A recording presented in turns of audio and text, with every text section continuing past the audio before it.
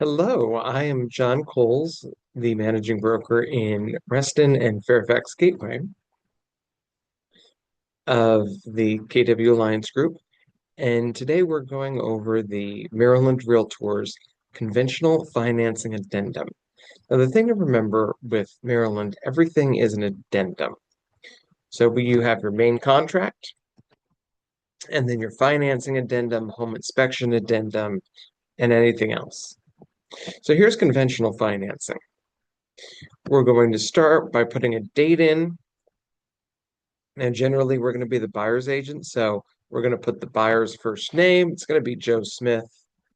And the seller's name, which is going to be found in the tax records. So we'll call her Sally Sue. And for a property known as, and then again, the property address would go in here. This first section says the contract is contingent upon buyer obtaining a conventional loan secured by the property as follows. The loan amount goes on this first line.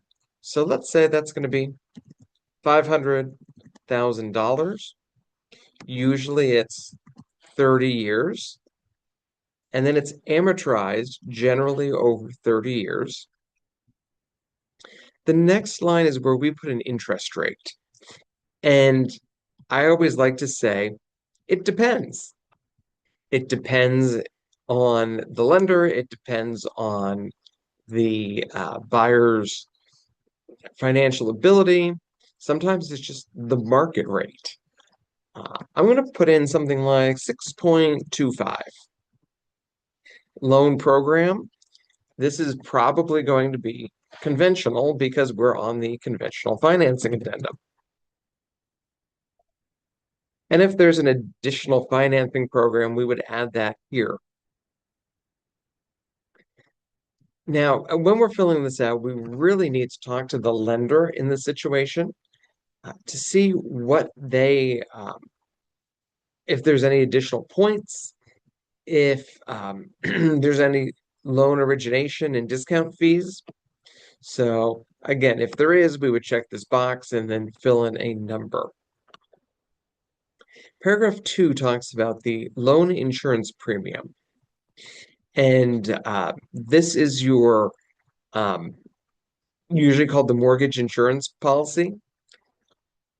And it says all loan insurance premiums as required by the lender shall be paid by the buyer. So just to let the buyer know, usually if they're putting less than 20% down, they will have private mortgage insurance or PMI. Paragraph 3 talks about lock-in. By accepting a loan agreement whereby the interest rate and loan discount fees are not locked in. So again here, are not being locked in, buyer agrees to accept the rate as charged by the lender at the time of lock-in and the responsibility for any additional fees charged.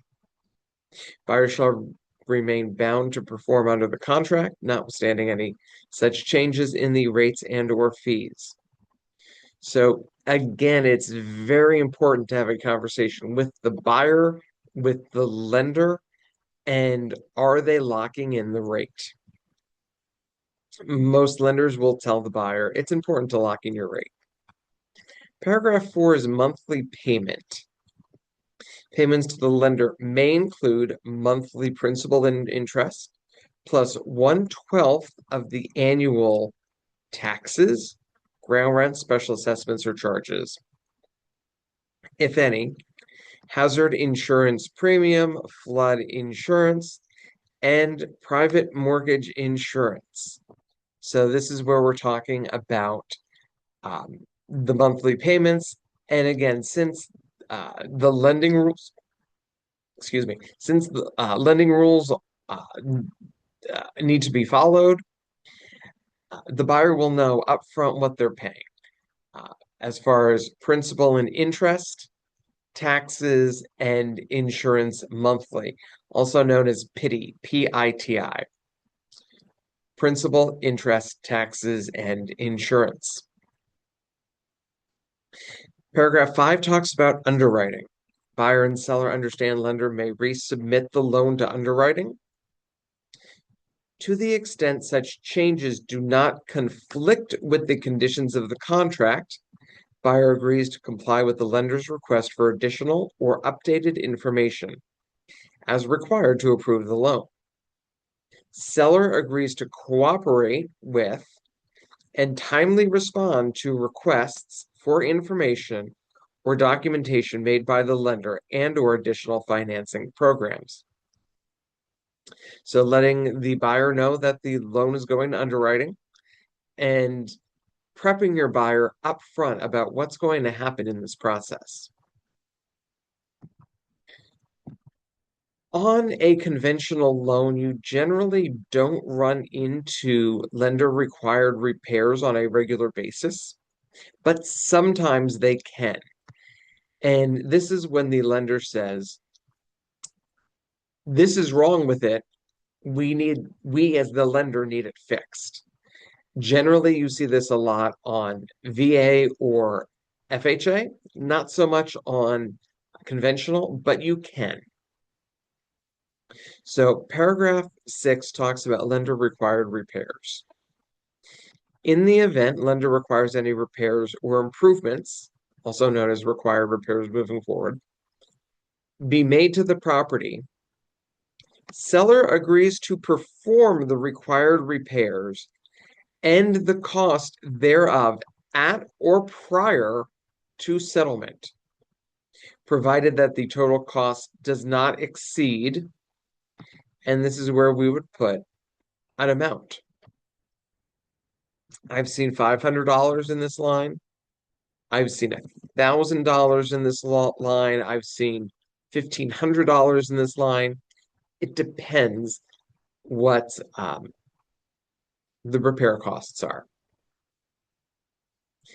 As we continue, should the cost of required repairs exceed the repair amount, and I forgot a sentence here, the most important in bold, this cost shall be in addition to seller's other obligations under the terms of the contract.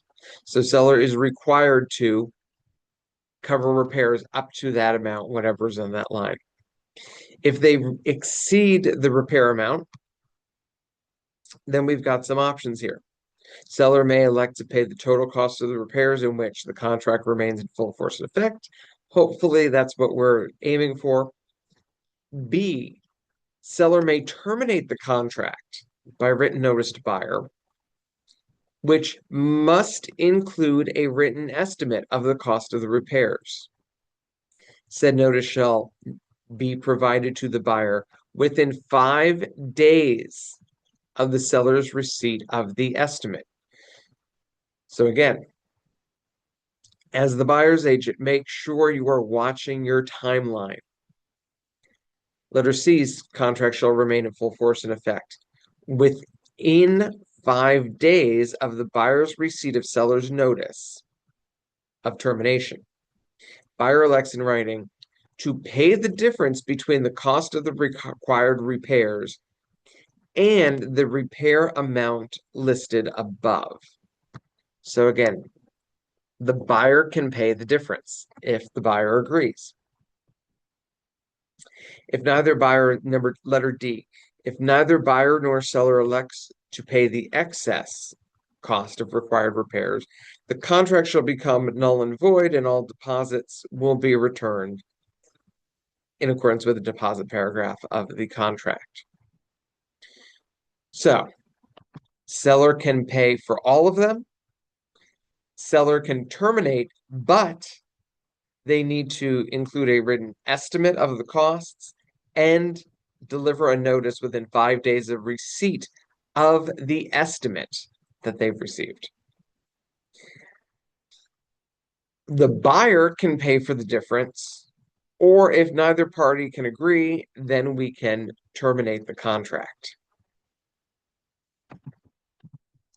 As we move on to the next page here, this is the appraisal contingency. And it's nice that the appraisal contingency is written directly into your financing contingency. So here in paragraph 7, the appraisal contingency. Contract is contingent upon buyer obtaining an appraisal of the property. The appraisal will be at the buyer's expense and performed by a Maryland licensed appraiser. Pretty standard. And then the next couple lines say what happens in the event of. And we're going to start out with less than. So we're going to say the property is under contract for $500,000. Okay, I'm going to make a note up here, under contract for $500,000. If the appraised value of the property is less than, again, less than the purchase price as set forth in the contract, buyer shall notify seller in writing of such fact within, I usually keep this small, 1 day, 2 days. And when you type in the number 2, it will auto-populate with the words. Buyer shall notify seller in writing of such fact within 2 days from the receipt of the written appraisal and shall include a copy of the written appraisal. So remember, we have to let the seller know, in this case, within 2 days, and include a copy of the appraisal. The written notice from buyer to seller shall state whether, and again, here where our options come in. Buyer elects to proceed to purchase the property notwithstanding the value of the appraisal, meaning it appraised at $450. Buyer's okay with that. They can come up with the extra money, move ahead, and they're happy. Or buyer requests the seller to reduce the purchase price to the appraised value. So we're asking them to reduce it from $500 to $450. In the event buyer notifies seller of their election to proceed to purchase the property, notwithstanding the appraised value, contract will remain in full force and effect, and seller will have no obligation, right, or election as provided in the addendum. So this paragraph, buyer elects to move forward or they agree to negotiate. The second paragraph here, upon receipt of the written notice from buyer, a buyer's request to reduce the purchase price to the appraised value, seller at seller's election, and upon written notice to buyer, not later than, again, I like to keep this tight, so maybe 1 day, maybe 2 days,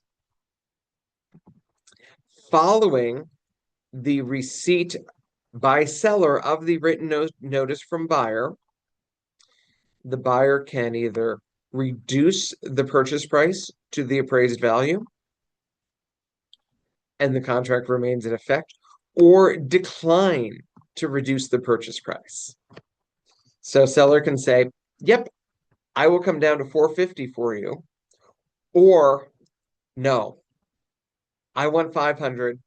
I'm sticking with $500.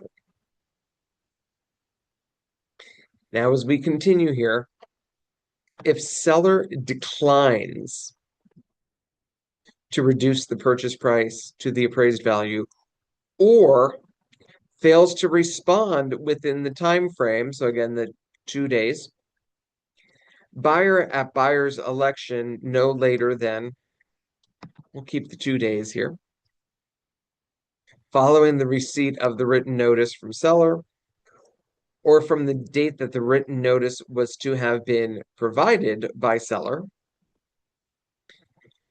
buyer can declare the contract null and void and of no further force and effect, and the deposit monies will be returned.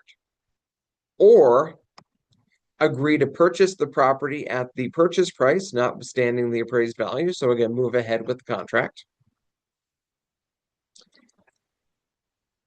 not was and buyer shall pay any increase in the down payment, interest rate, points, or loan origination fees required by the lender without contribution by seller, except as otherwise provided in the contract. Again, that's important to fill out the top part of this contract correctly.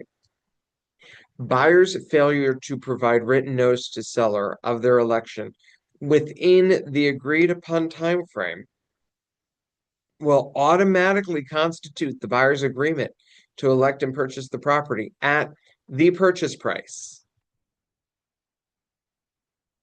in accordance with option B of this subparagraph, meaning this part right here. Agree to purchase the property at the purchase price, notwithstanding the appraised value. So again, if the seller doesn't respond, it falls back on the buyer, and the buyer can move forward or terminate. But if they move forward, they're paying the difference in the values. The last sentence here, all other terms and conditions of the contract remain in full force and effect. And then again, it is signed by the buyer and the seller. This is your conventional financing addendum for MAR.